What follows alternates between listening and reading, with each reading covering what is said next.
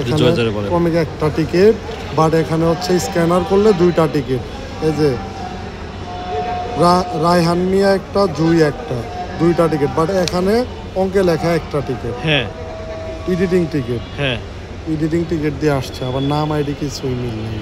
Sir আমি তো নতুন আসছি, আমি জানি না। বাইরে থেকে টিকিট কিনে নিয়ে আসার কুফল হচ্ছে এগুলো। আমার টিকিট যদি বাইরে আসতে কথা, বাইরে থেকে টিকিট কাটলে এই যে এডিটিং টিকিট দিয়ে দেয় ব্ল্যাকাররা, যদি নিজের আইডি দিয়ে কাটতো তাহলে তোমার কি এই প্রবলেমটা হইতো? আমি নতুন। এখানে টিকিট শো করতেছে, দেখেন দুইটা।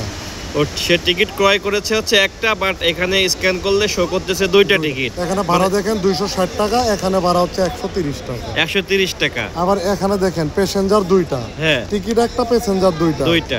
কিন্তু রায়হান মিয়া আর হচ্ছে জুই, প্যাসেঞ্জার দুইটা, টিকিট একটা। মানে এখানে ঘটনা হয়েছে সে টিকিট ক্রয় করছে একটা, বাট এখানে দেখাচ্ছে স্ক্যান করলে দুইটা, মানে তাকে ব্ল্যাকারের কাছ থেকে কিনছে, এডিট করার কারণে আসলে এটা হয়েছে। হ্যাঁ, আবার এখানে প্যাসেঞ্জারও দুইটা, কিন্তু টিকিটের কমিক একটা।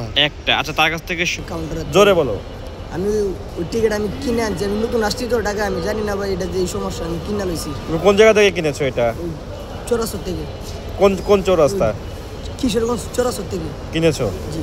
ও, ব্ল্যাকারের কাছ থেকে? জি জি। ও, একটা কিনেছো, বাট এরকম কয় টাকা দিয়ে কিনেছো? কিনছি ভাই 200 টাকা দিয়ে ভাই। আচ্ছা আচ্ছা।